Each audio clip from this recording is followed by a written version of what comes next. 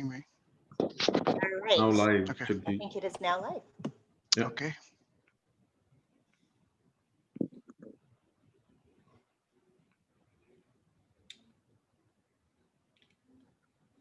Jagjit coming in pretty good, man. Okay.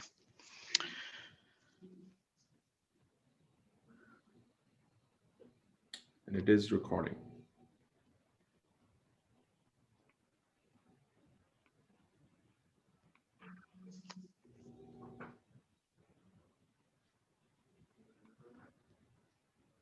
Jagjit, can you see the participants join in?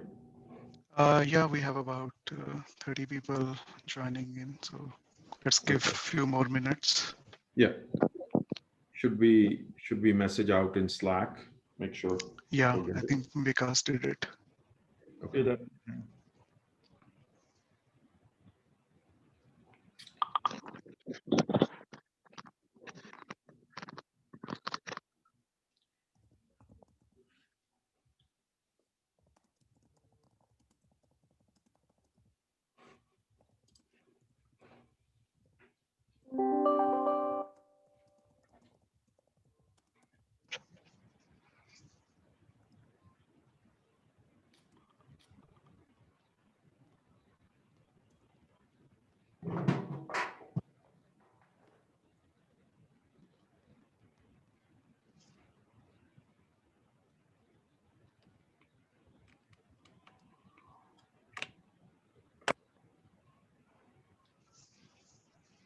So Lillian, we'll give another minute or so. Let a few more folks join. Yes, attendees, if you all want to join in the chat and say hello, like Nanompa, I may have butchered your name. I apologize, but feel free to introduce yourselves. We're really excited to kick things off.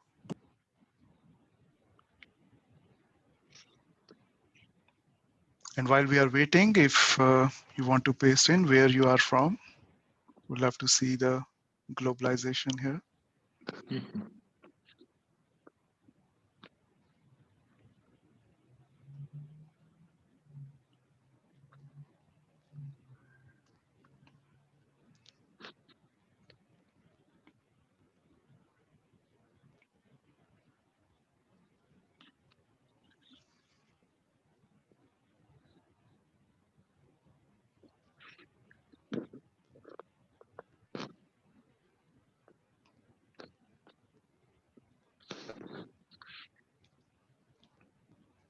Nice. We see a good diversity. Yeah, Really pretty impressive. much all the continents covered. Special thanks to those of you who are joining very late or early morning your time. Really appreciate it.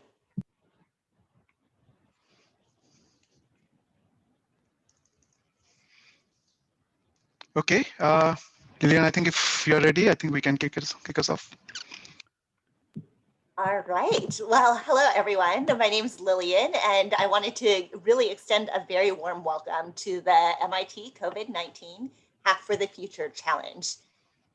This is part of the COVID-19 Challenge series, which has done a lot of really great events in the past, from Beat the Pandemic to Africa Takes on COVID to just the Datathon.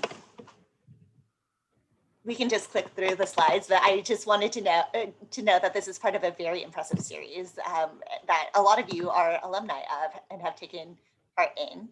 I wanted to start by really thanking you all for taking time out of your busy COVID lives to participate in this hackathon. We're really excited to see all the really exciting new ideas that we know are going to come from this.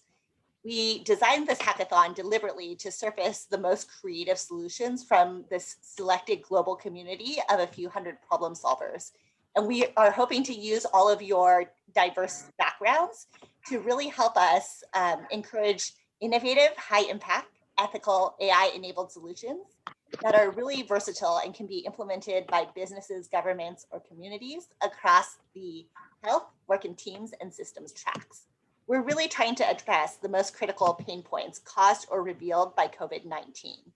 And we understand there's a lot of uncertainty right now, so we're all here to try to address that via problem solving, hopefully making new friends and having a good time this weekend.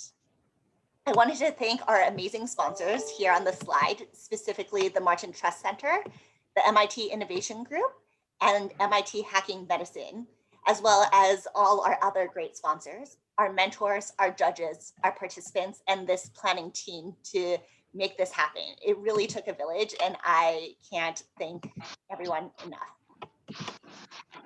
Moving on to the agenda for this opening session.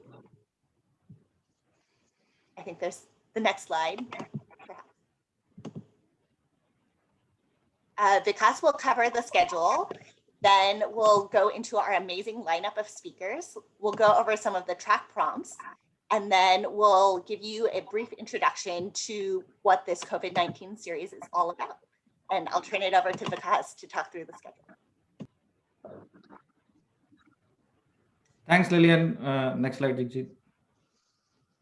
Yeah, welcome everyone. Really excited to have you here and looking for really intense and fun 48 hours.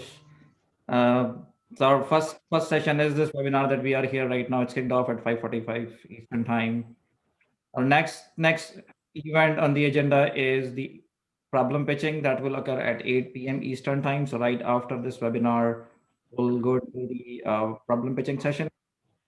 Respective track leads will provide you the information on your Slack channel. So please keep a watch there. You'll get a Zoom link there to join for the practice pitches. Practice pitches will run from 8 to 9, and then from 9 p.m. Eastern, you will start forming your teams. So overnight, you guys will hack and form your teams. Tomorrow morning, 7:30 a.m., mentors will start to come online. So by the time you should be ready to ask questions for mentors. There will be a Slack and Airtable. The Airtable you will use to create your request for mentor channels, mentor requests, and the mentors will then join the Slack channels. Then at 9 a.m. Eastern time, your team registration is due. So overnight, you will form your teams. And by 9 a.m. in the morning, tomorrow, you're supposed to submit your team registrations. And 12 p.m., we will run a session, how to pitch. We highly recommend everybody to join that session where we will talk about the do's and don'ts of a good pitching. At 1 p.m. Eastern, there will be a pulse check with track leads. So track leads will be checking with you guys, how is everybody doing? And if you have any issues, feel free to speak to your track leads. 2:30 p.m. Eastern, practice pitches sign up will start. So we'll have a first practice pitch in the evening, 7 p.m. Tomorrow. For that, registration will start at 2:30 p.m. We recommend everybody to make use of these practice pitches. That's how tomorrow look like. So pretty busy and intense day. Go to the Sunday. Sunday morning, 7:30 a.m. Again, mentors will be available to answer any queries, any questions. Same process, you will use the Airtable. By 10 a.m. Eastern time, we'll have the second practice pitches happening. And then by 2 p.m., your final slides will be due. So please make sure that you submit your final pitch slide that will be used for the final presentation by 2 p.m. Eastern time. And then 3:30 p.m., we will have the final presentations where each team will talk about their final pitch and present their ideas to judges.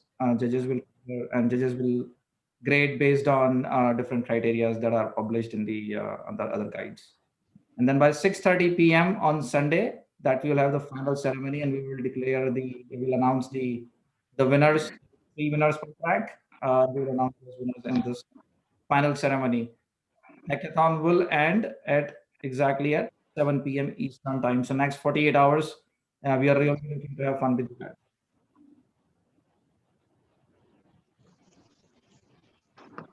Lillian, back to you. All right. Well, we're really excited to note our great lineup of keynote speakers to kick things off tonight. Joe and I will provide a high-level overview, but you can find more details about their impressive bios in your sign-up packets and also on the slides. So first up, I'd like to welcome Michael Akinyele. Michael, really excited to have you with us. Michael is the former founding Chief Innovation Officer of the U.S. Department of Veteran Affairs and was appointed to the Senior Executive Service in 2019. He has a long list of impressive accomplishments in areas of leadership, innovation, healthcare, product, growth, and philanthropy. We're so fortunate to have him here with us today. Thanks for your time, Michael. I'll turn the stage over to you now.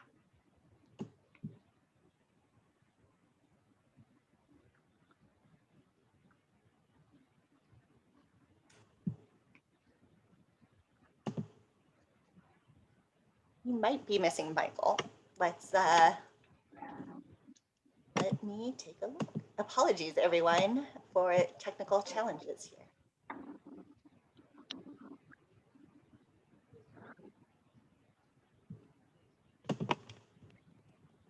It's, hey, Lillian, we can, go ahead. I think we can move on to next speaker while I think Michael might be facing a technical challenge. Right. Do we have Dr. Joseph Buttoncourt with us now, or should we go to? We can start with Rosanna? Rosanna. All right. I can, hi, everyone. This is Joe Chahal. Thanks, Lillian, for introducing the first one, but we'll start with you, Rosanna. And our work track keynote speaker here, Ms. Rosanna Al-Sayed, is a human capital practitioner with diverse industry experience and a passion for improving workforce experience using data and technology. So let us learn how the future of work is getting shaped from her perspective. Thanks for joining, Rosanna. The floor is yours. Thank you. Thank you for having me. I hope you are able to hear me well. Perfect. Thank you. That's a good testament to the future of work. Well, I'm thrilled to be joining this distinguished audience today.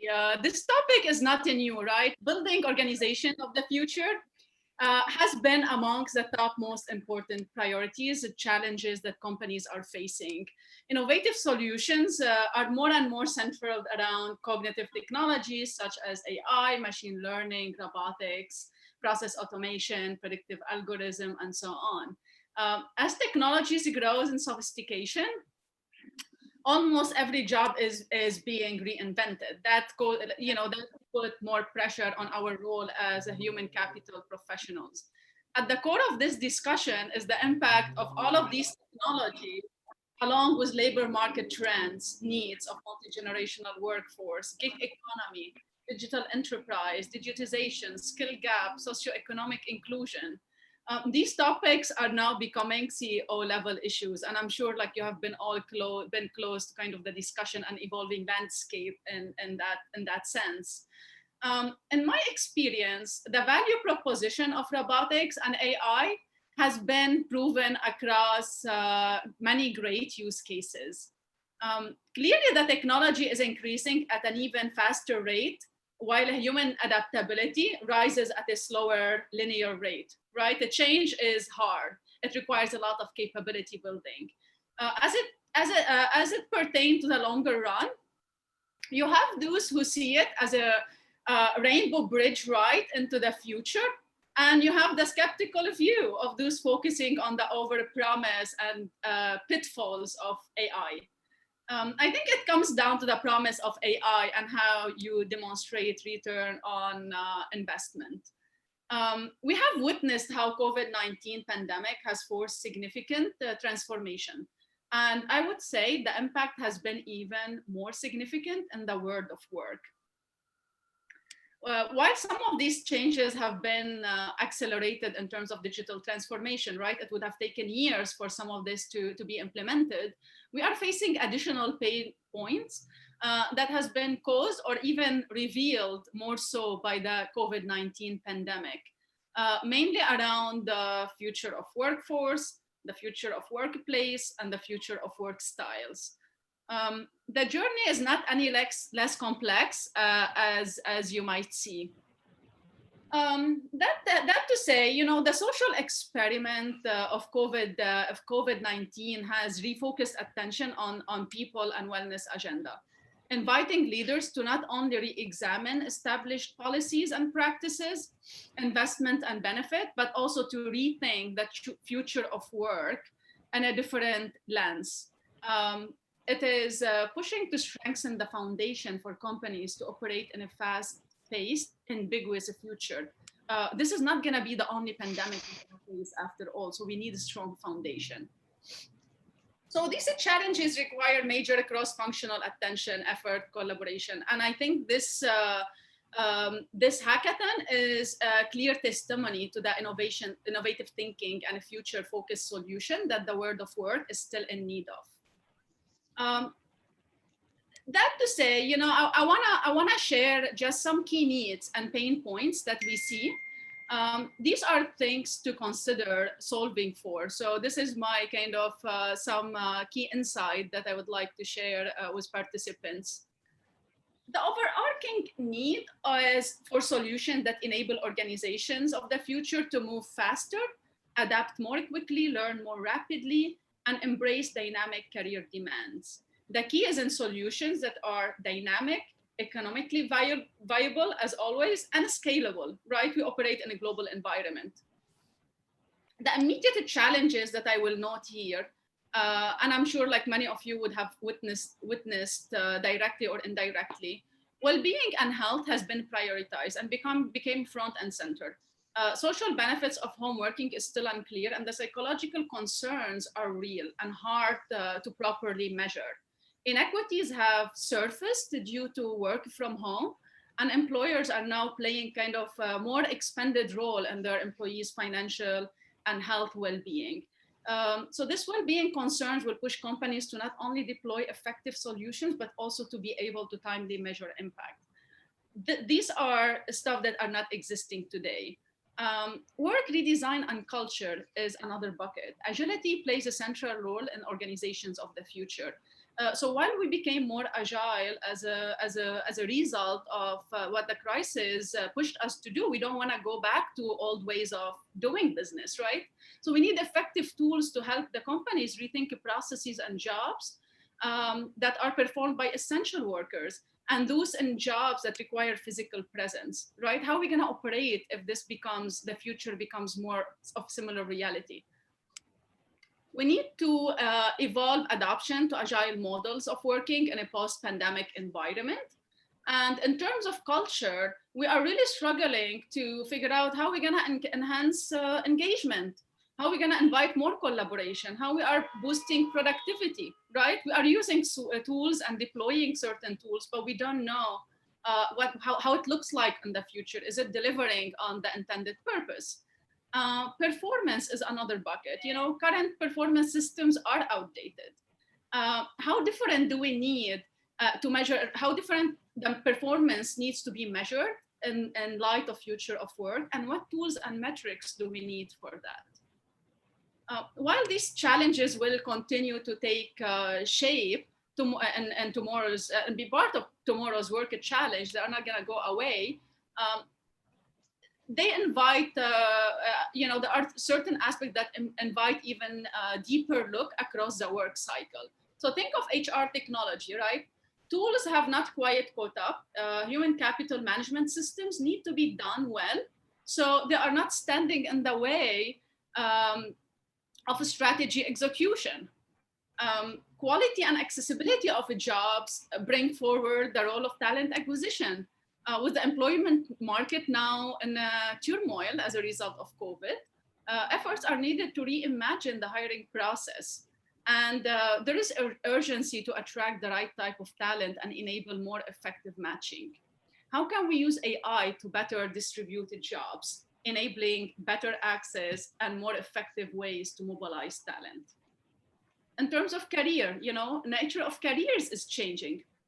Career expectations and trajectory.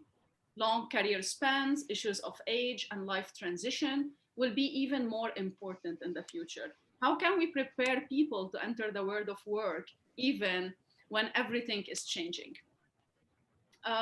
Capabilities, right? We hear a lot about capabilities. What tools can we use to continue to measure and revisit workforce capabilities? Resilience and anti-fragility are becoming core. It's not only about how effective we are as an organization. Are we resilient? Do we have anti-fragile workforce? These are going to be core to organizational design. And I don't think we are equipped yet. We are still experimenting in that space. So for that, we need the right solution that will help reshape and realign jobs to new business value, focusing on capabilities. And the main topic that we all hear about is learning and training, right? There is a lot of innovation that has been done in that space.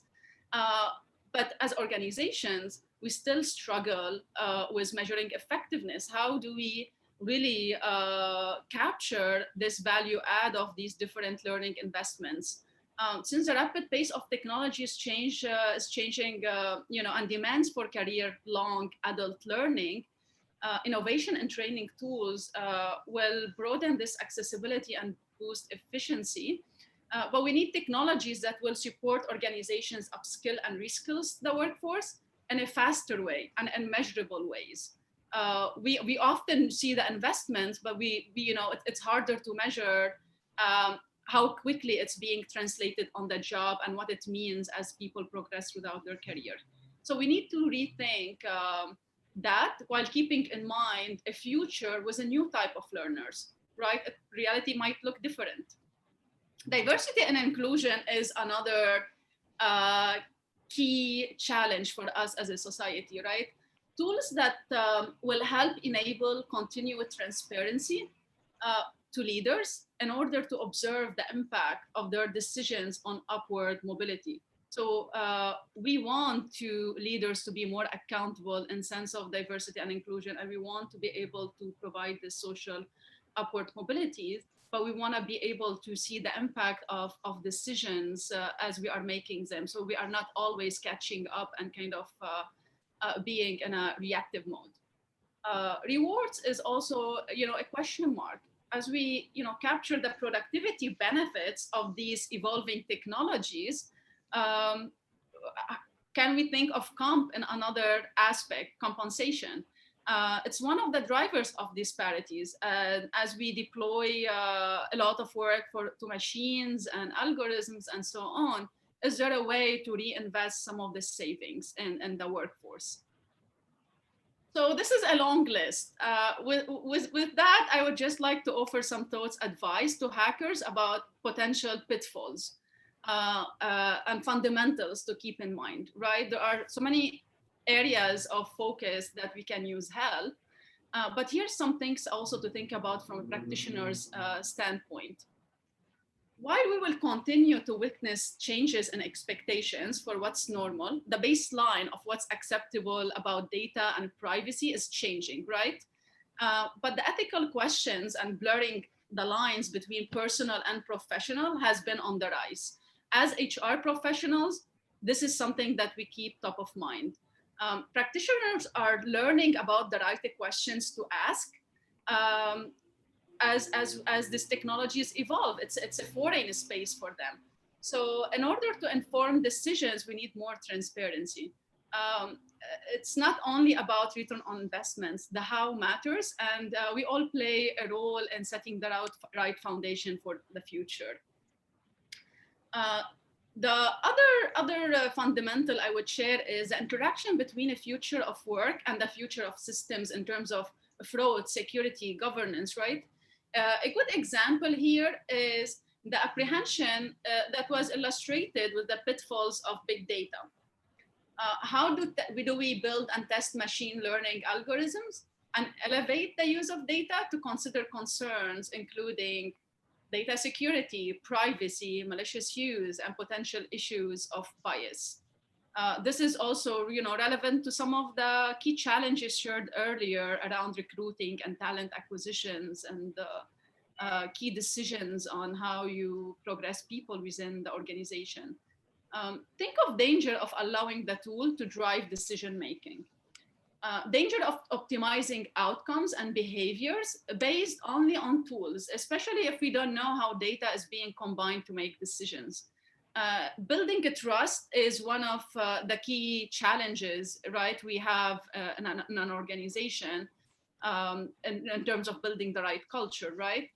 One of the biggest challenge of incorporating AI for traditional organizations is how to explain decisions HR is recommending.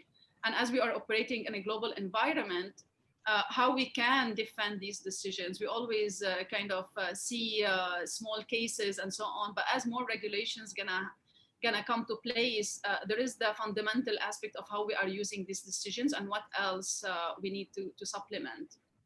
And lastly here, consider a beneficial versus authoritarian lens, right? We are attempting to evolve the human contribution.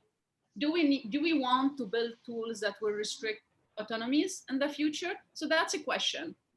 As you work on solutions to get through this through the door, I would encourage everyone to take a holistic view about the world at large and across the entire system. Take a system view.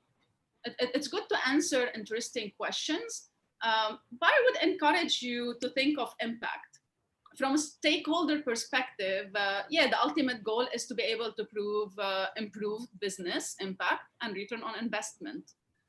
But remember that while the appetite for change is there, you will be facing apprehension. So think of what will convince your particular audience to look at your solution and say, you know, I want to take your pitch forward. And the final thing that I would note here before I conclude is the obligation to do things better and in a sustainable way. So let's not forget the importance of putting people at the heart of change and not lose sight of sustainability. This is one of the key things I learned as an MBA student at MIT, and I would like to share with the audience. With that, I conclude my keynotes.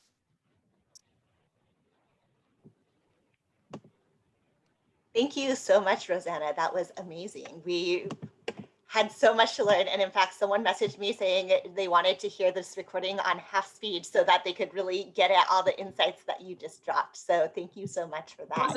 It was a lot of content. Thank you. We're going to and you can see the congratulations flowing in. So we are going to be changing up this order a little bit. So we will actually be going to Dr. Joseph Buttoncourt next. Apologies everyone for the technical glitch. As you can tell, I am new to this and this is on me. All right, so welcome Dr. Joseph Buttoncourt. We are really excited to have you here with us today. He is the Vice President and Chief Equity and Inclusion Officer of Mass General Hospital, the founder, senior advisor, and faculty of the Disparities Solution Center at MGH, faculty at the Mongan Institute, a professor of medicine at Harvard Medical School, and a practicing internal medical medicine physician. Dr. Buttoncourt is a nationally and internationally recognized expert in U.S. health policy, quality, disparities, and care systems. And I can't wait to hear what he has to say. The floor is yours, Joseph. Thank you. Thank you so much, and appreciate the flexibility in the program today. And I'm it's an honor to be, first of all, part of this challenge, and welcome everybody who's logged on. And I am honored to be part of this distinguished panel of speakers. So I'm going to just begin by telling you a little bit more concretely about what I do, why I do it, and I'm going to try to frame up the way I've spent my last 20 some odd years thinking about disparities, and try to call out what I believe are some, I think, key things that are needed at a go forward basis that tie together disruption, innovation, data technology, artificial intelligence, and call out some of the real perils as well as we dive into this work. So I'm a practicing internist. I spend around 30% of my time practicing primary care internal medicine. As Vice President and Chief Equity Inclusion Officer, I work at our hospital to really intersect diversity, equity, and inclusion across the 4 pillars of our mission: clinical care, training, research, and community health. I'll say that I also, prior to this position, founded and led the Disparities Solution Center. The Disparities Solution Center was created in 2005. I had the honor and pleasure of sitting on an Institute of Medicine, now National Academies of Medicine committee that released a report entitled Unequal Treatment in 2002 that I encourage everybody to take a look at. The executive summary would be fantastic. But I guess that, my experience was that there was, even in the early 2000s, an incredible amount of data around disparities. But when you looked at operations and executing plans in delivering healthcare systems and in the innovation space, we had a lot of papers describing the problem, not a lot of work trying to solve the problem. And so in essence, the Disparity Solution Center was an attempt to work with operating healthcare delivery systems, hospitals, health plans, health centers, to figure out what they could better do to identify and address disparities in care. We had a chance to work with over 100 hospitals in 33 states, 45 health plans, health systems in Puerto Rico, health systems in Canada and Switzerland.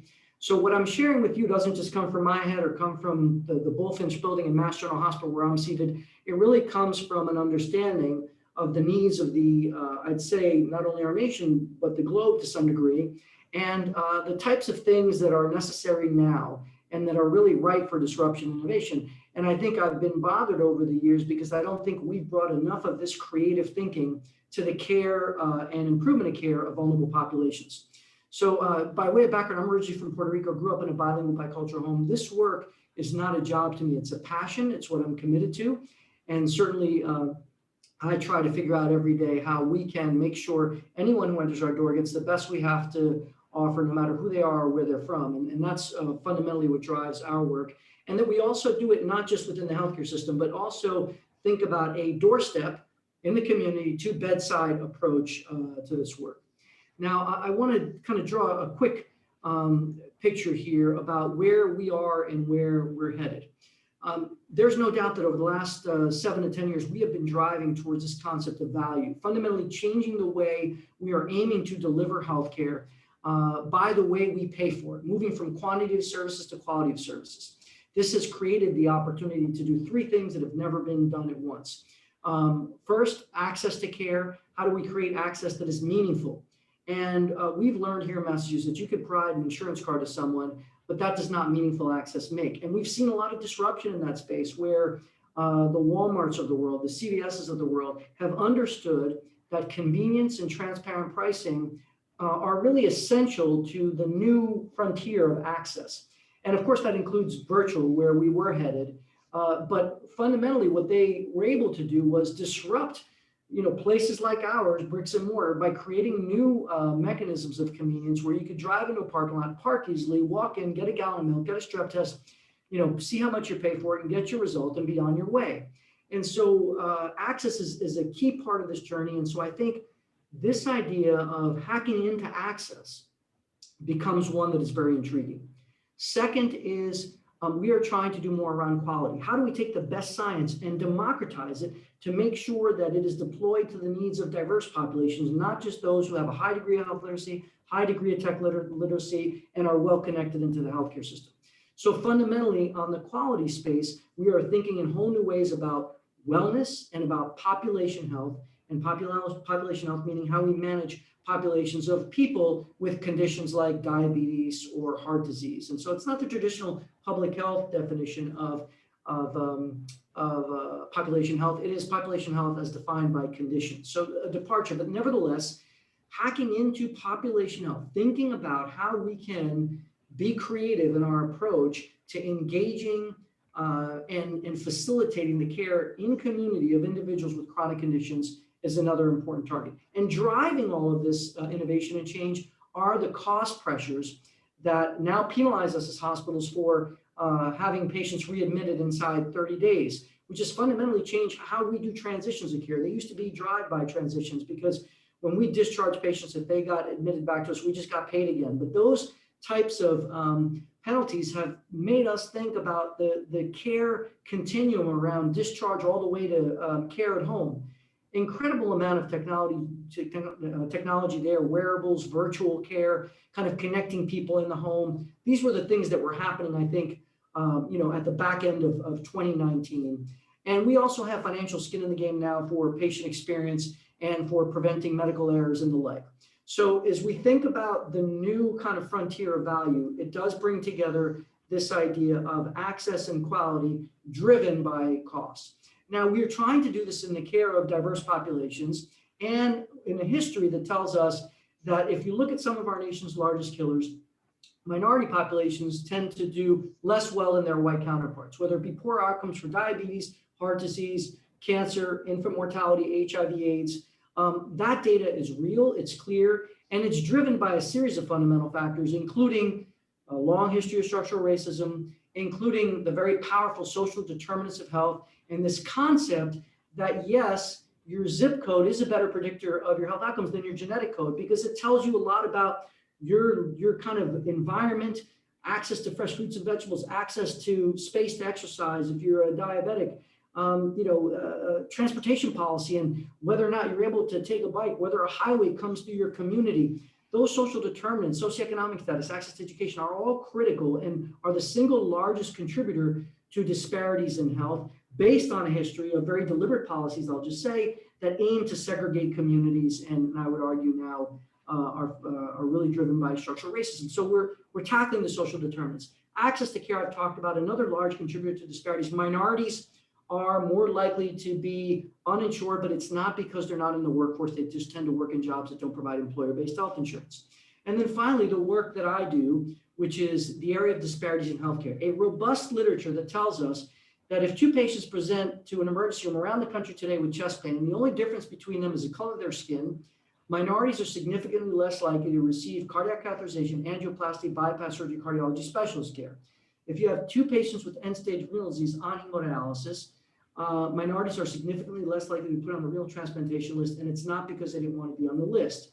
If you have three patients, African-American, Latino, and white, with a broken arm or leg who present to an emergency room, minorities significantly less likely to get the same amount of pain medication as their white counterparts for the same exact fracture. These are what we call disparities in care, and they're due to multiple factors, including difficulty communicating between patients and providers, including mistrust, which is well-earned, well-deserved, and people have a lot of reason, due to our history of racism, segregation, and the like, to not trust the healthcare system. So mistrust plays a role. Difficulty navigating the healthcare system. Again, opportunity there, but navigating the system becomes more challenging for vulnerable populations. And then I think a critical part that is absolutely essential for how we think about clinical guidelines, clinical decision-making, artificial intelligence is stereotyping, unconscious bias, implicit bias. There is strong, irrefutable evidence that we as caregivers in our healthcare system are not immune to making assumptions about people that then lead to different care decisions. And I think as we think about artificial intelligence, we are terrified that those same biases will be built into those guidelines and those analytics going forward. Now, this isn't something that I'm just making up. You could look up a paper that I think came out in 19 that highlighted how an algorithm that some of large health plans were using that linked you to care management was actually fundamentally biased, because it looked at hospitalizations. And so it looked at this idea of superutilizers and frequent flyers and ruled out the fact that minorities actually tended to do less well. They just had less access. So although they weren't superutilizers, they had poor health outcomes and needed care management more. So when you think about the metrics you're going to use to kind of hack into artificial intelligence, clearly this is proof positive that we really need to think about that. So I'm going to leave you with a couple of thoughts about what I feel our needs are, and in particular, what the policy implications are for this, particularly with potentially a change in administration, different views and different support. And let me start out with the importance of big data. Healthcare systems, hospitals really are trying to better understand who their patients are, not just by one marker or two, but fundamentally by a series of characteristics that can help them better tailor the care to meet their needs. We talk about precision medicine. We're now talking about precision community health. That is based on big data's ability for us as systems to better understand people and better tailor care and services to meet their needs. So I'd say one, big data collection is critical, and that serves as the foundation for our ability to do performance measurement and monitoring. So we could fundamentally say, yes, we deliver equitable care because we stratify our quality measures by race, ethnicity, language, sexual orientation, gender identity, and the like. So incredible opportunities in that space. I'd say there is also a need for very broad set of population health tools, again, that improve quality and link to access. Now, post-COVID, And post, I think the murder of George Floyd and our reckoning around racism, we have tried to do a bunch of different things around structural equity. And one is to democratize our connection with patients, and virtual health has blown up, as you know. But built into that initially from a policy standpoint was a disparity in that for me, a person who cares for about 70% of patients who are vulnerable and not well connected, they were not likely to be on our electronic medical record, and not on our portal. And they were not likely to have a phone to connect with me, a smartphone, or have a computer where I could Zoom and connect with them through Doximity or through Zoom and do virtual visits. We have a huge digital divide as we push now post-COVID into virtual health. That is another incredible opportunity for us to empower community, build bandwidth, think about broadband, think about ways to connect people so that, as we know, with technological advances, vulnerable communities are always left behind. I challenge you all to think about not leaving vulnerable communities behind and discerning how equity could be built into innovation in everything we do. So I'll leave you with one last thought, and a great paper called Hidden in Plain Sight that I'd refer you to that was in the New England Journal earlier this year. This is a paper that has fundamentally identified a series of clinical guidelines that we use today that incorporate race into them, oftentimes on old, faulty data. And so we are here at Mass General in the process of looking at all of those and trying to eliminate where race is incorporated. We challenge all of you to grow from this idea of phenotype, what I could see and how that's going to lead to clinical decision-making, to genotype, what I could really learn about you. And if I can't get a pinprick, the more data I have about you, at least that gives me a better shot to deliver precision medicine, precision community health to you. So the policies that will undergird this, policies that support equity, policies that support innovation, that fundamentally drive towards value. And I argue that addressing disparities does lead to better care and lower cost. That is the challenge that I hope you will take on over the next few days. And that is the challenge that I think this time asks of us. So I hope that was helpful in framing up what I believe are incredibly important perspectives. And I would say absolutely payers are looking for innovation. Absolutely the Center for Medicare and Medicaid Services is looking for innovation. We've been stunted a bit with what we faced with now, but crisis presents opportunity, and I hope you will grab that. And I thank you all so much for this time. Thank you, Dr. Buttoncourt. That was amazing insights. By the way, I didn't introduce myself. My name is Joseph Chahal, and I'm a student at MIT Sloan. And I couldn't be prouder to introduce our next speaker. Our health track keynote speaker, Sunder Subramanyam, is someone who launches technology businesses in his sleep. And his career journey as an entrepreneur, innovator, and job creator is second to none. And if you're dreaming of becoming an entrepreneur, please listen very intently. Sunder, the floor is yours. Okay, thank you. So, I wanted to talk about a few topics. First of all, I wanted to talk about what sort of areas we're looking at if you're looking at launching companies. And so I'll just run through examples. It's a little different than, I'm not giving a high level picture. I'll try to give you some specific examples of what are interesting areas for us. So the first is, of course, if you're doing digital medicine, the biggest area for AI and machine learning is in the area of image recognition, right? So that is the area that machine learning has actually made the biggest progress. So obviously the places that you could actually apply this would be things like radiology. Google has already got applications that allow people to read x-rays with the same validity as a radiologist. And at this point, I think the best case is to use it as an augment to what you're doing. And over time, this would be something that could actually, do the first pass and then have a human do the second pass after you had the machine do it. Second area would be pathology. Of course, looking at slides or looking at MRIs or anything else that you have as an image. That's something that's also progressing quite a bit.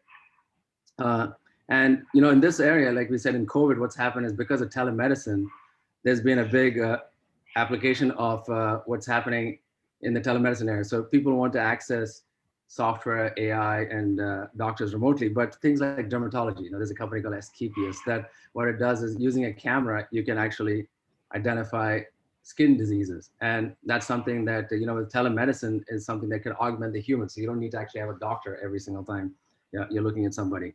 And so I think that's the first area, is the whole area of image recognition. And with telemedicine in COVID, it's actually taken off quite a bit.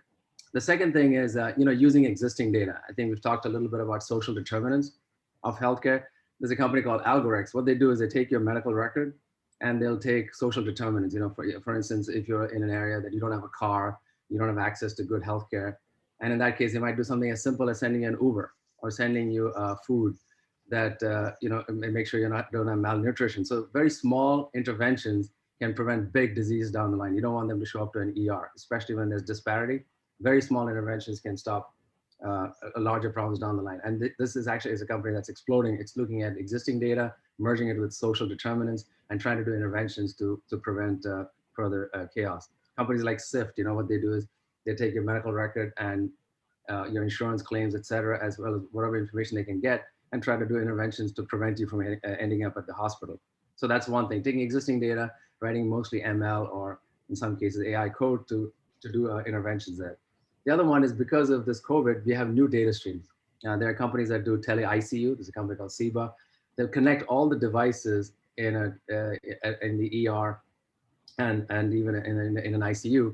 And once they collect that data, they can actually intervene with a remote ICU doctor. As you know, there's a huge shortage of ICU doctors, and COVID's only made that worse.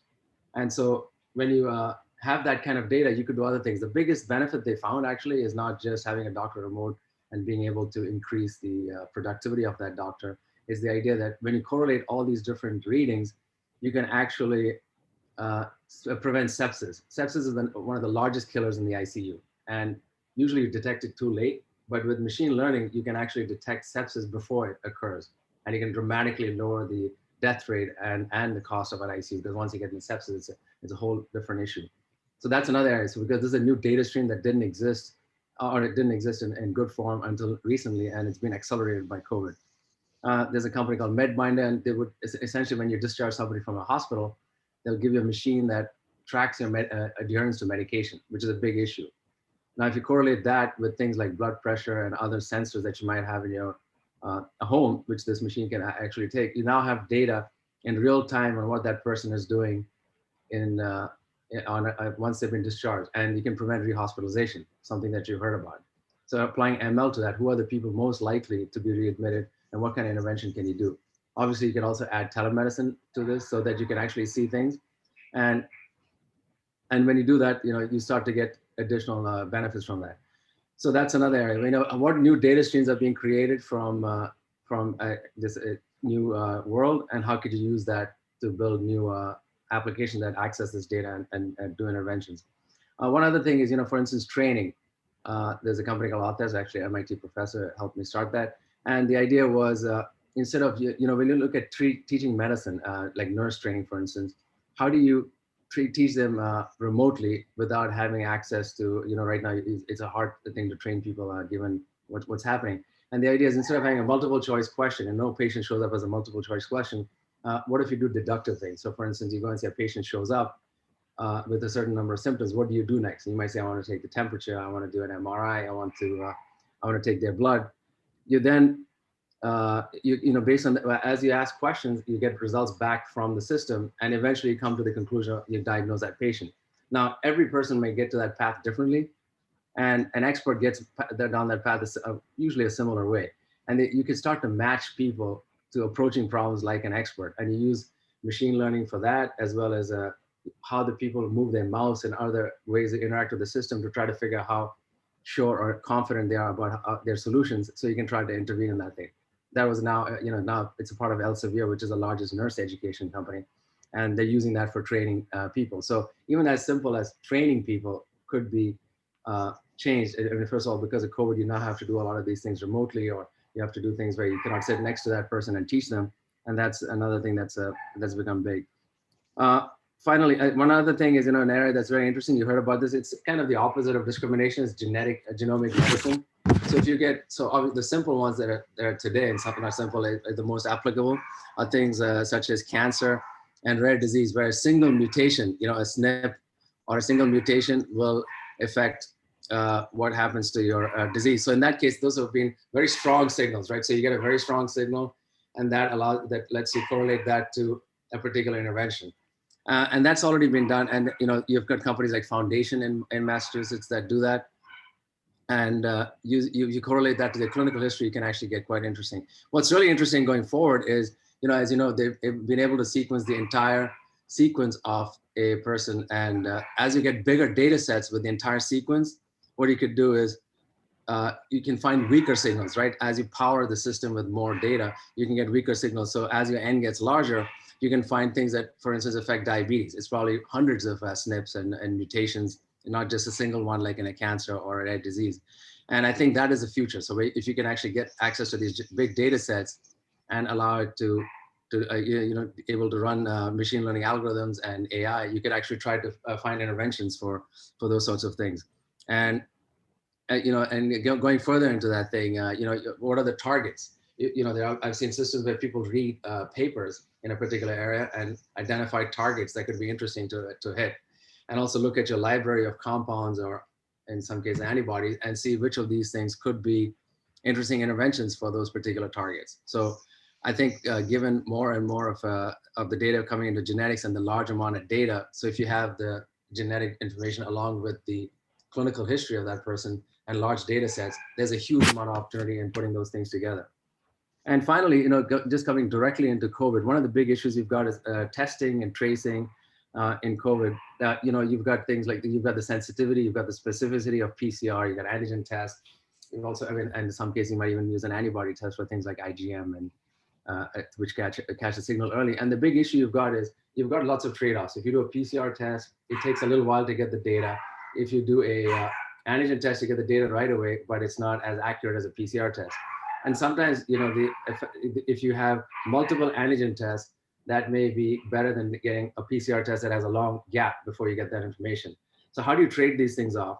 And are there is there anything that you could actually run across this data to come up with a better system of taking care of a whole population? And how do you, for instance, you have errors with sample handling. You could have PCR, but if you have a bad sample handling technique, that could also affect you. Could you open one second? Yeah. And so those are that's kind of the high level things, being able to take care of all these different aspects and doing these trade-offs, looking at that data and trying to identify what is the best way to take care of a population is something very interesting, especially as you add multiple different types of tests with different trade-offs. So I'll leave you with that. Thank you. Thank you so much, Sunder. Thank you so much. Very insightful. Probably you packed 50 new ideas in 15 minutes. So I hope people were taking notes. I'm so glad we're recording this. So great discussion. And we're gonna keep going. We got 2 more speakers. Our next speaker is Dr. Khan Siddiqui, who is a physician leader, founder, and visionary, and is shaping the future of medical imaging and digital health. And given the context, obviously, of our hackathon, his insights as a systems track keynote speaker will be invaluable. Dr. Khan, the floor is yours. Thank you so much for joining us. Thank you very much, John. It's great to be here, and amazing to be participating into this in the hackathon. Are you able to see me? There you go. That's better. So great to be on, and thank you very much. So I'm Khan Siddiqui. I'm the Chief Medical Officer and Chief Strategy Officer of Hyperfine, which is world's first FDA-cleared portable MR scanner that you see behind me, 2 of them right here. My journey really started a long time ago as an engineer, then decided to go to med school, and have been really passionate about the problems the way we focus on. And our whole existence in our companies and whatever I've done is really been about doing things that impact our loved ones and create a social impact at the same time. So that's the mission. Mission for Hyperfine really is to how do you make imaging affordable and accessible to everybody around the world, and really democratize the healthcare along the way. So, I mean, you can just imagine today, 90% of the world just does not have access to cross-sectional imaging or advanced imaging. Just to give you some stats around the stuff, like country of Uganda has 1 MRI scanner, right? So the hometown I come from in Pakistan, larger than St. Louis in population, has 0 MRI scanner, right? People travel 2 hours to get there. But even if you look at critical access issues in the United States, critical access hospitals, underserved communities, same issues. Even in urban centers, if you think of it, same problems, problems with patients' access, critical patients who can't be moved. So that's the kind of idea behind it. We really thought of how do we bring this advanced imaging, democratize it, and really make it more patient-centric. So instead of patients driving to these advanced cares, the advanced care drives to the patient. This is, and the story I want to share is part of that, and how we accelerated as part of COVID deployment. So our really plan was to launch the company and the product by in December of this year. And then March 2020 happened and everything was upside down. So when New York started getting a lot of COVID patients, we got a call from one of the health systems that at that time had 12,000 COVID positive patients and 110 of them in their critical care units. They had converted 6 floors of the hospital as critical care units. And they just could not, they didn't have any transport ventilators or anything like that to be able to get patients for imaging. As you know now, about 70% of patients who are intubated for COVID have neurological symptoms. So we had to increase supply chain, manufacturing, everything 6 months ahead of schedule so that we could deliver these devices and get through all the FDA approvals by April, first week of April. And we started deploying them all around. So, you have a plan on how you're going to go to market and do something, and then the world happens, and the customers drive how you think about it, how you bring it in.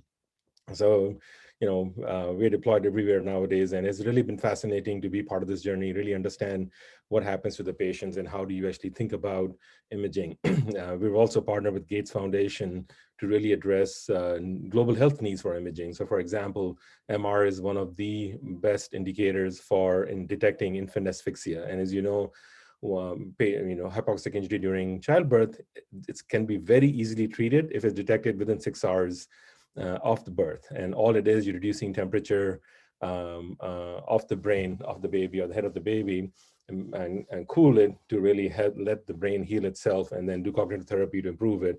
And those kids have similar IQ and outcomes and development long-term from that. But today, it's just not feasible to do this. Other issues, malnutrition related, stunting in development, as you know, is also a big issue in limited resource countries. And how do you identify kids who are malnourished and also have brain development issues? And suddenly with this device and the affordability of it, really makes it possible to be able to do mass screening and use in that as screening capacity for brain development, both for infant asphyxia and as well as neonatal brain development. If you think of a typical MR scanner, starts at $1 million, requires a special room to be in, all the risks for magnet and things like that. This device is less than $50,000 only. So it's 20 times cheaper or affordable than a conventional scanner and providing diagnostic quality imaging. So, there's a lot of discussions happening as we are, ourselves learning how the customers want to use the devices. So neurocritical care, neurosurgery, intraoperative uses, even NASA asking for a scanner for space station to be able to image astronauts. Apparently 30% of astronauts develop neuroocular syndrome if they stay in space for a long term. And we don't understand the pathophysiology of how that happens. And there is no imaging capability in orbit to be able to do that. So suddenly there's a device that can go to space station and sub-Saharan Africa and rural village and provide that diagnostic capability across the board. So just give you one example of the stuff. And if you look at my journey, I kind of have gone through multiple iterations of similar big idea problem solving and thinking about these issues. Before this, started a data AI company. So really, how do you really think about data for AI development? I think some of the folks talked about issues with data, ownership issues, governance issues, and then just scalability issues and availability of those data. I was fortunate to be at Microsoft in 2008, 7-9 timeframe when we started the journey on machine learning and AI over there, and kind of got early insights on how to think about infrastructure, scalability, and really data on needs for AI development. So one of the projects I worked on was regression forest algorithms for Xbox Connect, and just to give you an idea. To train a model that works out of the box without requiring any user intervention required 1 billion data sets, right? That's 1/7 of the world population. So how do you actually now train a model that requires that kind of data set? So, they're very challenging problems. And you're talking about 2009, convolutional neural network had not become popular yet, right? That happened in 2012. So 3 years ahead of when the rest of the world caught on, we had to solve this problem on how do you actually get access to this data, train the model that works out of the box to recognize human anatomy during gameplay. Extremely hard problems. So basically we went to an approach which was more of a synthetic approach, taking 50,000 humans, recording them, doing different activities at 24 frames per second, and then regenerating the billion data sets that we wanted, and using unsupervised learning to be able to train those models. My funny story was that when the developers would ask, like, I need somebody to label where all the anatomic structures are. And I was like, how do you label a billion video each frame for 1 hour on billion humans?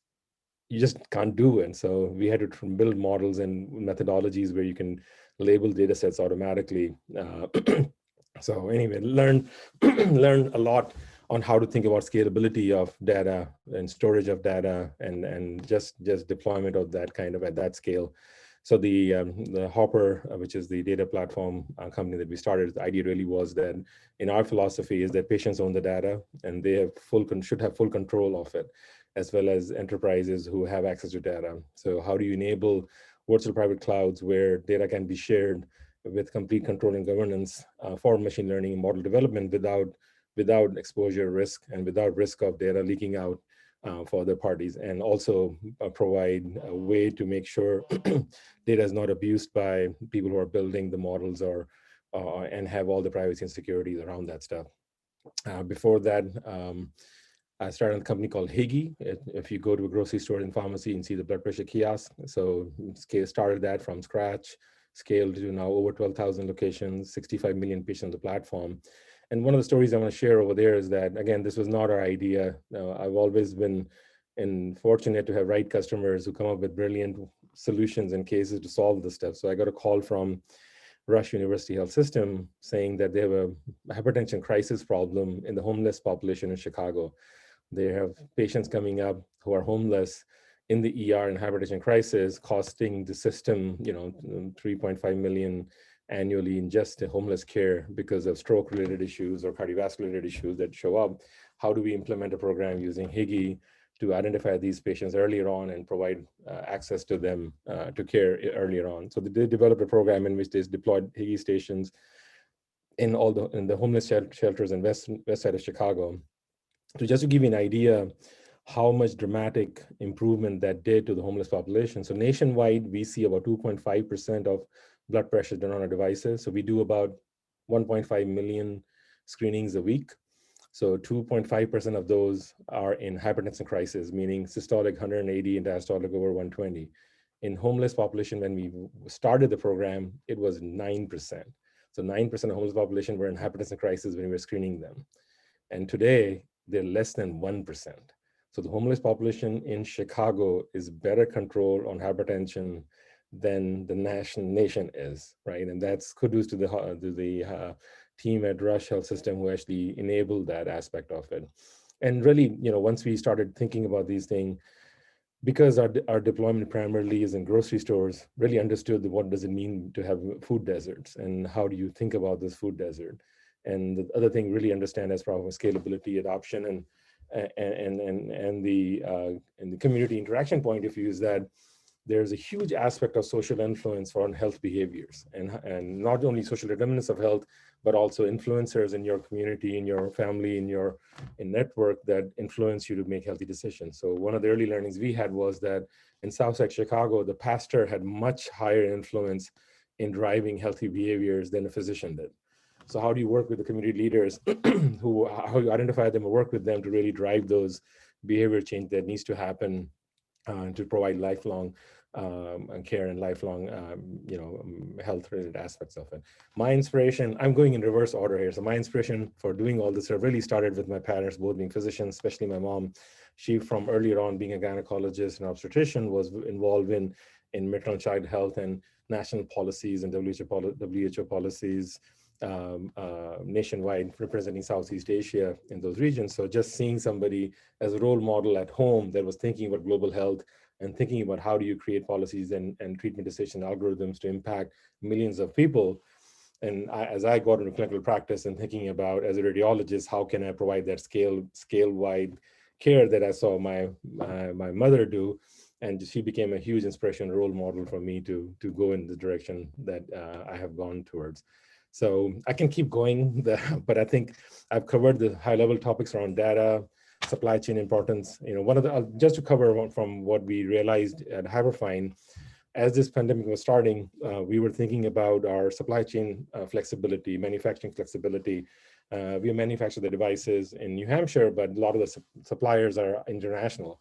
So how do you ensure your supply chain around that? How do you make sure you have multiple sources and you're not going to get bogged down? We were already seeing risk happening from trade-related issues happening with China. So what is the risk over there we have?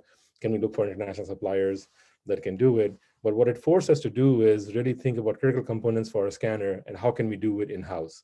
So which led to this idea of the magnet that we use was the most critical component of it. And typically, because these are low volume devices, there is no automation process to build a magnet. So even as GE, Siemens, Philips, all the magnets are built manually because it's such a low volume manufacturing. We had to rethink that whole process, not only from a cost point of view, but from a supply chain validation point of view. So we ended up designing our own industrial robot to build these magnets. The problem is, how do you ship a magnet? Because all the magnetic issues and shipment and all this comes into play. So the process changed, like, what about if we don't ship the magnet, we ship the raw ore? Is there a way for us to magnetize the raw ore on the industrial line so we don't have these issues of supply chain problems and shipping problems? You're just shipping metal pieces and then magnetizing them on the industrial line. So we ended up building a robot that does the manufacture of the magnet right now itself. So just imagine there are multiple blocks that are put together to build the magnet, and there are 400 pounds of repulsive force for each block that is put in. So you really have to think through how hard it is to assemble this magnet. When a human does it, it takes about 6 weeks to build one magnet on average. A robot does it in 6 hours, and most of the time is the adhesive that needs to cure so that the block is not flying around everywhere. So so these related issues start to come up, and how do you secure those things in COVID scenario? How do you make sure your suppliers are identified as the right critical access suppliers and stay afloat during the pandemic and are able to deliver the devices as needed? Thank you very much.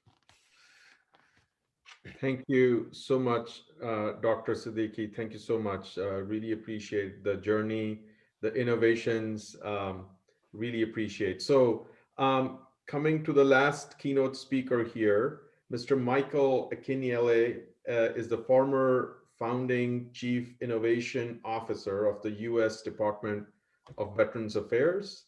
He's a healthcare futurist, collaborative leader, philanthropist, product and growth expert, and he's focused on inventing the future of healthcare delivery and payments. Mr. Michael, I hope you can join us. I'm here. Can you hear me? Yes, perfect. Thank you so much. Awesome.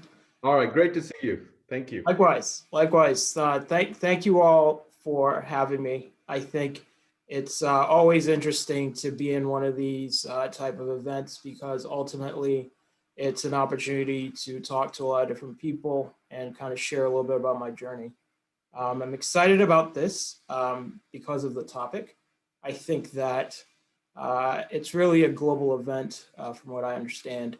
And the opportunity here is the opportunity to really think beyond some of the limitations we've had and look at the problems that have come up because of COVID. And I think the opportunities that are now available because we're all trying to respond to this pandemic, that's really not been resolved yet. I think we're still very much in the early innings of this thing. So a little bit about myself, I recently left my role at the VA really to take on this mission of just working with as many different innovators, entrepreneurs, and solution providers to really think through what we need to put together to have a healthcare system that actually does what healthcare needs to do. It needs to be truly simplified right? One of the fundamental things with healthcare in this country is that it's overly complicated. The other piece of it is that, you know, healthcare needs to be affordable. So it needs to be cheaper, right? It's just pretty basic stuff. And then it needs to be equitable. I think some of our speakers have been, you know, highlighting some of these things. I just want to kind of highlight and kind of stick on it a little bit. Thinking about my background, so I grew up in Nigeria, moved to the States to study, studied economics in undergrad at Howard University, spent a lot of my time really working through a couple of different consulting companies. I got my MBA at Stanford and really just continued my join of work to really go forward and figure things out. The moment that caused me to really think through what I was using my knowledge of healthcare to accomplish was really when my dad passed, unfortunately, in 2014. And it was a moment where all the failures of our healthcare system just kind of came up. And it was very gut-wrenching, of course, but also that moment that took me on this journey I'm on to really find a fix. And I want to inspire and encourage each and every one of you to realize that the power to invent the future we all need, it's in each and every one of you, right? And all those solution providers and innovators of the past are all humans just like you and me, all have one head, right? There are no special people. You just got to put in the work and think through what you need and what the users need, and then work to build it. Find your collaborators, build your teams, but really focus on the needs of the users and what their pain points are, and build from the perspective of not really just trying to improve what might already exist, but actually building what's needed without any regard, I think, for what already exists. Two quotes come to mind that really drive how I think about things. The first is from Owen Harari. It's really, you know, the electric light didn't come from the continuous improvement of candles. And when you think about that, it's true. And I think the second piece of it is just a different mindset. The second quote comes from Ray Dalio, and it's really just thinking that, you know, truth or accurate understanding of reality is the foundation for any good outcome. So as we look for this good outcome, to really think about the future of work and healthcare and systems, I think these two quotes can help inspire and motivate what we think about when we think about the future. Because it's really about thinking beyond what you might see or what you might even realize as a solution set. And actually also understanding that there are certain things in place that are designed to, I'd say, resist change or resist significant change, and is more inclined to embrace incremental change. And so it's about thinking boldly while recognizing that there will be opposing forces to any change you want to implement. And you need to build with that in mind, and you need to build with a process to identify those that you think will oppose the adoption of your solution so that you can start assembling your coalitions. My time in government taught me well, I think. You know, navigating a bureaucracy as large as the VA, and not just the bureaucracy, it's also the largest integrated healthcare system in this country, really taught me how to kind of practice what I just preached. Essentially, you know, coming up with a solution set, understanding those that would not necessarily embrace it, and then just building a coalition of those that would embrace and use that to be the driving force to move things ahead. I think I encourage each and every one of you to think about this pandemic, how early we are in it, how long we're most likely going to be in it, and start thinking through what work needs to be and how work needs to function given that reality. Same goes for healthcare, and same goes for systems. Start thinking through what will it take for someone with young kids to continue to work? What will it take for someone who has certain, you know, limitations? And start building solutions for those people, because ultimately solutions that work are centered on the user, and sort of coming up with a user set that you want to solve for, and sort of putting yourself in their shoes, sort of that human-centered design concept, really driving to understand their pain points. Because if you solve the pain point, it's really what's essential to helping get your solution to product market fit. And you need to have a clear understanding of what those pain points are, as well as the related factors that impact adoption. Because that's ultimately what gets you where you need to go, which is, I believe, success. Stakeholder alignment, also very important. And for that, what I've seen and experienced is that it's really about identifying and communicating what the value proposition is to each stakeholder, as well as finding those synergies so that they can create a sense of community and codependency. I think what's effective in this process of aligning stakeholders is also a sense of storytelling. You can paint a picture of where your solution is taking them, where your solution ultimately helps to solve some of these pain points. It moves them into that place where they're starting to imagine with you, they're starting to understand where you're going, and they actually want to go on that journey. When I think about industry trends, driven by COVID and just in general, it's definitely a shift towards virtual, a shift towards automation, really online communities. And so the concept and the context I think we have here in this unique moment is really about just reinvention of how we work, how we consume healthcare and how we function within systems. Teams are now able to work remotely. That's just the beginning, I believe. And there are opportunities to think about how to make remote work that much more effective, that much more productive. A lot of new technology could come into play in that scenario, right? How do you make virtual meetings like this more immersive, more engaging? Because I think we're just in the beginning of some of these virtual experiences. Online communities, I think it's the same thing. We're just at the beginning of figuring out how the systems we need to support us to be really effective in online communities, and what those systems need to be and how they need to be structured. And list goes on, but it's really about just imagining what needs to exist, and then kind of working through a process of how you put a team together to put it in place. And while artificial intelligence holds great promise, I think it was Dr. Buttoncourt that kind of warned us earlier about some of the things we need to be aware of when it comes to not just propagating some of the biases that exist.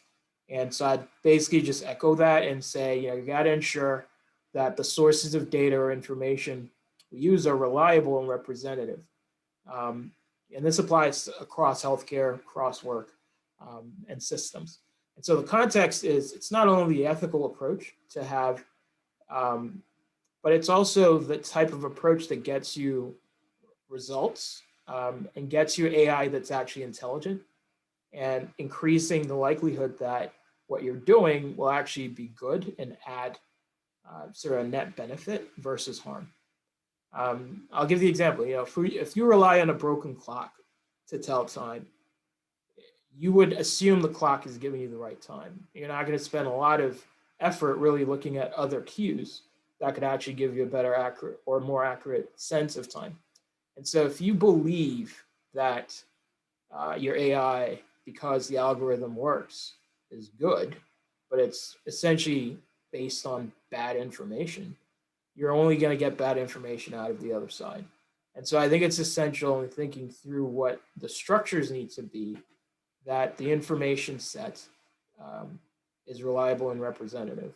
Because it's a global world we're in, very diverse world we're in, and we need to sort of understand and account for all those differences as we build these things that we hope add value in the future and not cause harm.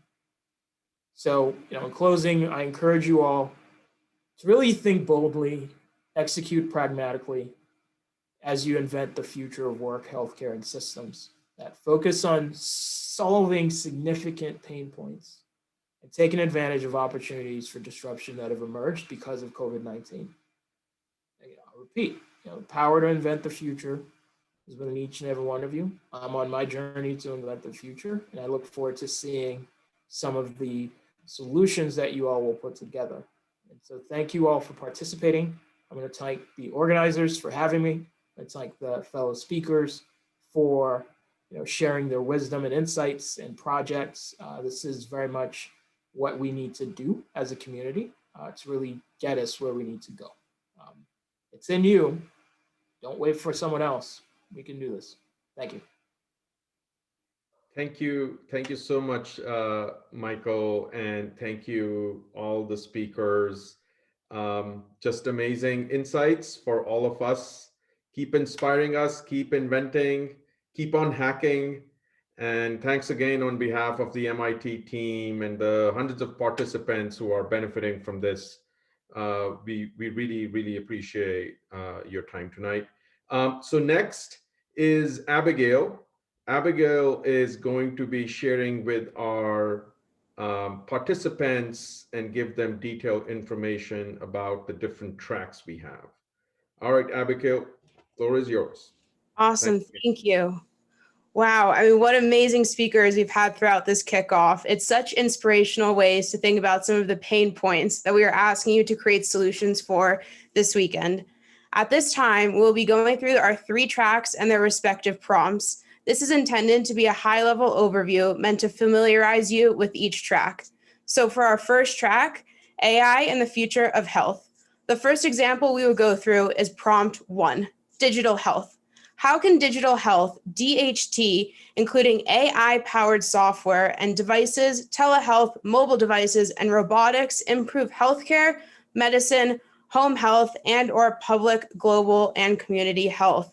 And while we don't expect you to solve all that is listed throughout these prompts, we provide a range of technologies and opportunity areas that can guide you in crafting your solution. The next prompt we will focus on is vaccines, pharmaceuticals, and population health, where we are looking for a solution to the research, development, and distribution of the listed COVID-19 related health necessities. Now, the final prompt in health asks how AI and digital health technologies accelerate research and innovation in healthcare. If we could take a look at the next prompt. So this will be our final prompt in our health track. And now moving into AI and the future of work and teams. Here we show you our first prompt. This deals with staying competitive in the recruitment of needed talent in the most fair ways through the use of AI throughout the COVID-19 pandemic. Next, our second prompt asks for innovative solutions to focus on how teams remain productive and interaction personal in our increasingly remote working world. Finally, in work and teams, we focus on well-being. How do we maintain our morale and work culture, especially when working remotely? Finally, track C, AI and the future of systems. The first prompt focuses on supply chain and operations. Here, we ask about what systems can we mitigate of COVID-19 and what are the implications beyond the pandemic? Next, we focused on disaster preparedness and the role that AI can play in preparation. Finally, business and governments. How can AI be used to augment digital technologies and protect our virtual footprint? This was just an introduction that is also available in your participant guide. Once again, thank you to all the wonderful speakers that we saw today. Thank you to the participants who were here. Thank you to the organization team and MIT for helping us throughout this whole thing. We're really excited to have you participants and excited to see the solutions that you come up with. Lillian, back to you. Right. I think the last thing is a video with a background about COVID-19. Thanks, Lillian. And I would request all our attendees to share as much as possible on the social media. So in their participant guide, you will see the LinkedIn, Twitter, Facebook, Instagram hashtags. So please share your progress, successes, experiences. And before we move on to the problem pitching, we will show you the video which will share some of the best practices and learnings from the previous hackathons. And this is a common instructions which we share across all the hackathons. So we will play the recording from our previous hackathon. So please carefully watch that because we would like to have a very ethical hacking as a part of this journey.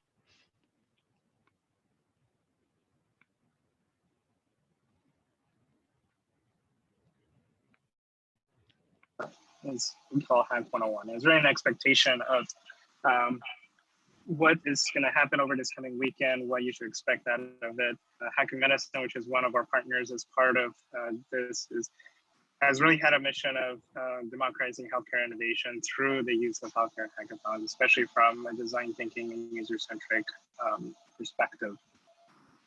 And Marie, as I alluded to earlier in the hour, what sets us apart from a lot of the hackathons that you've seen out there? I mean, one has been, as you've seen, the series of virtual hackathons and events that we've done to stay very focused on, hyper-focused on the problems and needs at that period of time, and trying to stay agile and recognizing that, you know, the problems of today hopefully are not the same problems that we'll see a month or 2 months downstream, but vice versa, the upcoming or more pressing problems 1 or 2 months downstream or may not even be on our radar today. But in addition to that, and as some of you as participants have already guessed in terms of as you've been onboarded onto the Slack workspace, is that even the structure of our hackathon is different. We really highly value the diversity of individuals that we bring at our events. And it's not just from a geographic perspective, as you saw from the maps that we showed earlier, but from a background perspective, life experiences perspective as well. We have individuals who are as young as high school students or younger all the way into their mid-50s or older. We have people who are physicians, clinicians, scientists, engineers, patients, payers, user designers, programmers, coders, really every type of background that you can think of. And really the way to think about this, especially as you're building out your teams tonight, is that it's the value of those diverse perspectives from the very beginning in terms of co-definition of the problem to co-development of the solution to co-implementation and execution of those ideas. That is how important, because now you're no longer working in silos, but you're working knowing all the different perspectives and constraints that each of those groups bring to the table. The second is the design methodology. So staying very true and centric to the real problems at hand that have meaningful impact and are coming from real people. And so through this event, we hope to empower participants to really build solutions around tangible experience that they've encountered, they've heard from their colleagues or from their family members or their friends and others in their community. The third part is the viability or feasibility of the idea. And from this perspective, it's not, as was mentioned, really, we have a mission to do innovation, rapid innovation from ideation all through implementation and impact. And so the viability or feasibility of your idea from not just, you know, how well does this idea work, but how is it going to be integrated into the existing workflows, into the existing ecosystem, infrastructure? Is it going to be a low lift or is it going to be a heavy lift? And how do you overcome that? So thinking about that from a infrastructure and workflow perspective, also thinking about it from a financial perspective in the sense of how is it going to self-sustain itself and pay for itself? I saw a lot of questions on the Slack, you know, whether did this have to be a solution that actually makes money or not? And certainly it's not one of the primary goals. When we talk about viability and feasibility, we really want to make sure that you think about how does this these solutions become self-sustaining, not just from I'm going to keep applying for grants and having donations support the idea, but having something more sustainable. And then the fourth is the community.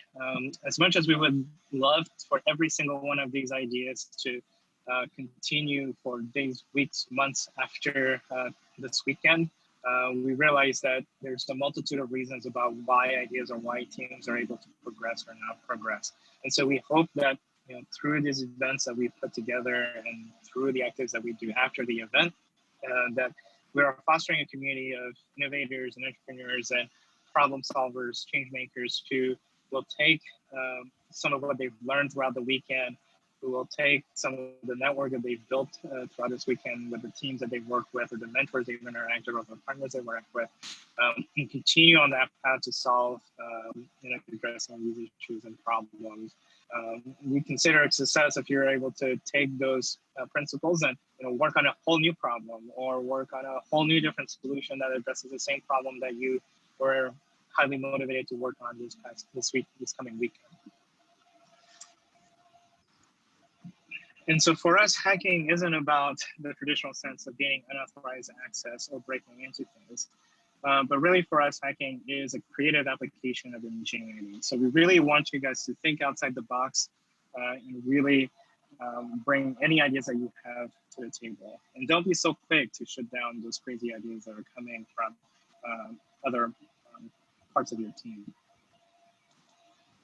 As mentioned, our hackathons at MIT are different from the traditional hackathons that you may have heard about, that are more software development based. So there's not a requirement to code. It's a very highly interdisciplinary group of people that are being brought together, and that's, should seek for that same interdisciplinary nature in terms of the teams that you're building out tonight. Also, as mentioned, being very centered around problem-centered and meeting the real user needs. And as also mentioned, the feasibility and the business viability are critically integral to the solutions that you develop this weekend. Hacking Medicine has been doing hackathons over almost nearly the last 10 years, and for 200 of these hackathons all live. And so this has been our first foray working with partners like the COVID-19 Challenge to bring on virtual hackathons. It's been a learning lesson for all of us as well. So just briefly, what does an MIT hackathon look like? And give you an overview of what's going to happen. They, of course, used to look like this, but as you might have guessed, now they all look like this in terms of the propensity of Zoom rooms that we've all now become accustomed as part of our new normal. So briefly, the process is that tonight we'll have problem pitching. And so for the people who are joining those 8 tracks that we just talked about, there will be 8 such tracks, and each participant will have the opportunity to pitch in 45 seconds a pain point or a problem that you see. These don't need to be super well fleshed out. It's just about getting the problem statement out there and trying to see who else is interested in those problems and issues, and to start building a team around. There'll be a sort of virtual mixing that will happen in which the team, the various participants will now try to talk to each other and congregate around those problems. And then once you've got your team forms, which should be around 4 to 7 team members, you'll start doing the hacking. And that will start as early as tonight to all the way into Sunday morning. And throughout that process, we have a wealth of experts and mentors that are coming in. And they will, I think we have over 200 or 250 mentors as part of that process, and then over 70 partners for you to be able to engage with, to test and validate your concepts and ideas, to help you build out if you're going more of a digital health route or an app development to do that. And so highly, highly encourage you guys to continue to iterate on those ideas and those solutions. Seek out that new input, incorporate it into what you're building, and continue to iterate until you get that next best idea. And then lastly, on Sunday is your final, it's the final presentations on Sunday afternoon, which you'll have to present in 3 minutes what you've worked on over this weekend, really focusing on telling us, why is this an impactful problem, what the problem is you're working on, why is it so impactful, what is the innovative solution that you built out over this weekend. And we highly encourage you that, as much as you can, be active in building out your solutions this weekend. Don't just sit around and talk the entire weekend.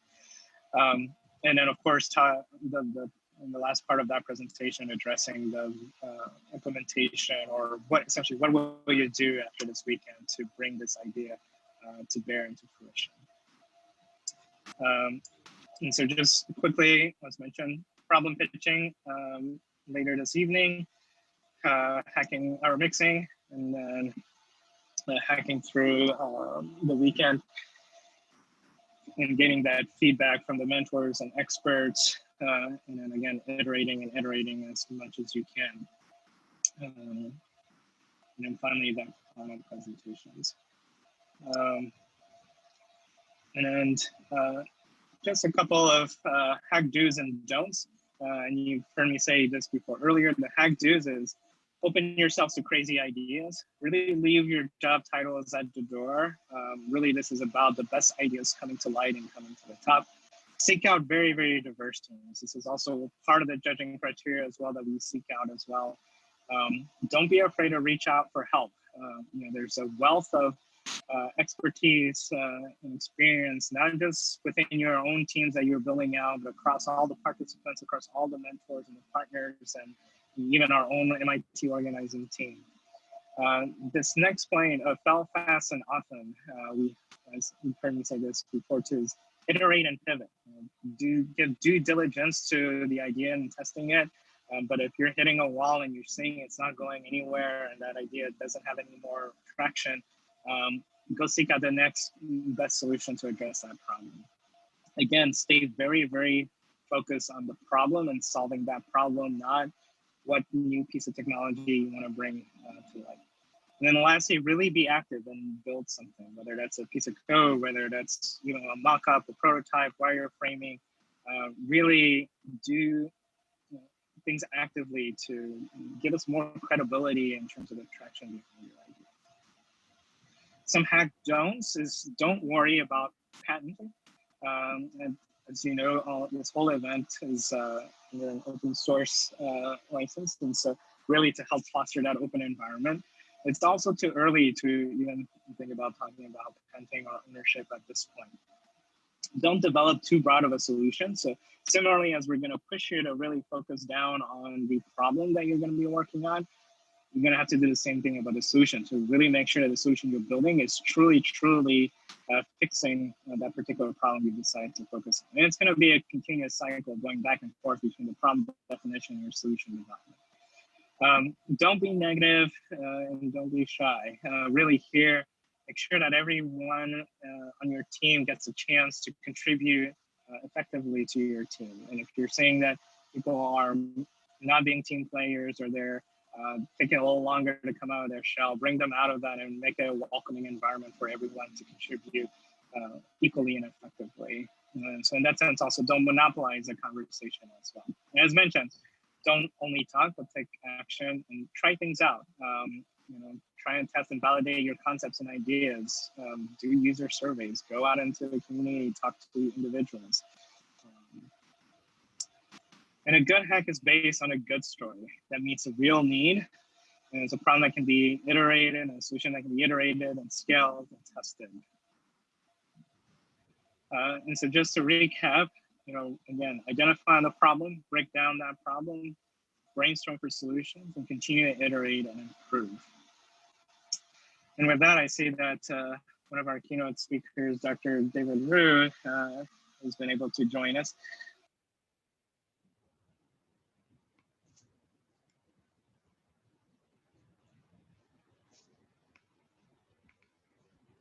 Really focus on the next step that you guys will be working, which is really on the problem definition aspect. I know a lot of you are into the solution development, but any of those ideas that for David talk about in terms of what they had to be able to do has really started with ensuring that they've got the problem well defined and that they've identified who all the different stakeholders that are involved as part of the problem. And so as Albert Einstein once said, if I only had 1 hour to save the world, I'd spend 55 minutes of that defining the problem and only 5 minutes finding the solution. If you don't have that problem well defined, the solution you're going to be building is not going to be truly addressing that problem. So make sure you really spend a good amount of time digging deep into that. And I think that most of you will be spending the rest of tonight through the morning of tomorrow as well. And so what do we mean when we say we want to well-define problems? And so for us, it's really in three aspects. One is it's a clear and concise statement that really describes that pain point, especially the people who don't necessarily understand or is not as aware or as knowledgeable about the problem, and really providing it in quantifiable terms. And the reason we say that is because you want to start thinking about what are some of those potential metrics that you could be measuring that quantifies that problem, so that when you start implementing your solution, you have a metric to go after, and you can definitely say, this is what our solution has been able to accomplish. The second part is that it's really a communication. It really helps bring people to really grasp and understand what you're trying to accomplish. obviously heard a lot of people talk about, the elevator pitch and so on, but this is a communication tool to help get buy-in and support from others, either people who are experts in the field, but also to people who are not, and who are equally important decision makers, whether they're the economic decision maker, whether they're the policy decision maker. You have to be able to communicate that at all levels. So defining the problem for us really breaks down into 5 areas. The who does the problem really affect? Who's the end user? Who's the customer? Who's really experiencing that pain point? The what, which is what is the actual problem? And dig this down as deep as you can. Essentially, not just what the problem is, but what are the consequences if you do solve that problem, you don't solve that problem. And what are the shortcomings of the current approaches to sort of solving that problem? This is part of you doing your market landscape research, and not just from established solutions that are out there, but because of a lot of the innovative efforts that are happening out there, what else is slowly surfacing that will need to be addressed? When does a problem occur? So this is everything from when in the user journey of the problem, when in the disease journey or problem journey these problems occur, essentially. Really figure out in that spectrum of time, where are you looking to have that in? And then the where. Does this problem occur in the patient's home? Does it happen in the hospital? Does it happen out in the community?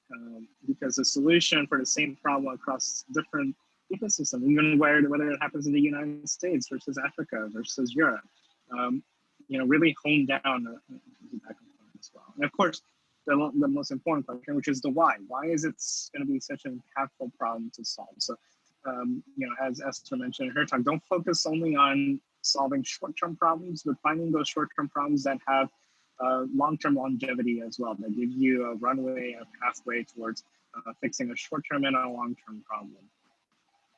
The stakeholders that you should be thinking about are really, we say the 5 Ps: the patients, the providers, the payers. We say pharma industry, but really the private sector. But this part, not just the patients, but that circle of trust. Their caregivers, their family members, their friends, the people who are having equal buy-in into that. And last 2 thoughts: be very quantitative, as mentioned. Pick a very specific end user or customer to start with. And you don't have to end there. Just start there and start developing your problem and your solution around that. See where it leads you. If it goes down the right pathway, then continue with it. But if it doesn't, you can certainly switch to a different end user or customer. But build that persona so that people, again, who are not readily in tune with that particular problem can quickly grasp and understand the problem you're trying to solve. And then don't confuse who's your end user, who's your economic buyer, especially here in the United States, where in North America and most, the person who is prescribing the solution versus a person who is using the solution versus a person who's paying for the solution are 3 different stakeholders that you have to figure out what are the incentives for each of those stakeholders and how do you align them into the solution that you're trying to do. So just a reminder, the 4 steps of identifying the problem, breaking it down, building it up, and making it better. So how is team formation going to happen? And each of the tracks I will split up in shortly. Each person will get 45 seconds to pitch the problem.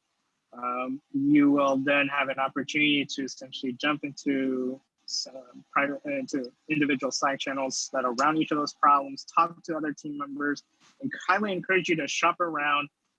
Also highly encourage team leaders to don't form your teams too quickly as well. Allow the opportunities for people to explore other teams as well. I know you're all anxious to get started, but you really want to build the right team, not just the first team that coalesces around you. You should aim for 5 to 7 people per team. We have a very hard cutoff at 7 people per team. And this is very intentional and really focus on getting those different backgrounds that we discussed earlier.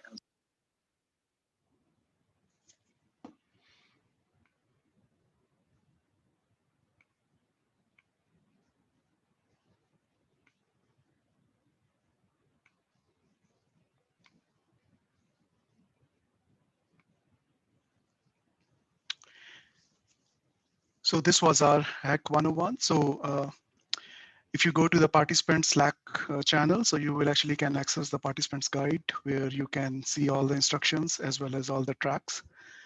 So with that, that concludes our webinar. Appreciate everyone's time. Happy hacking. So we will see you in the problem pitch in the next session. Thank you all.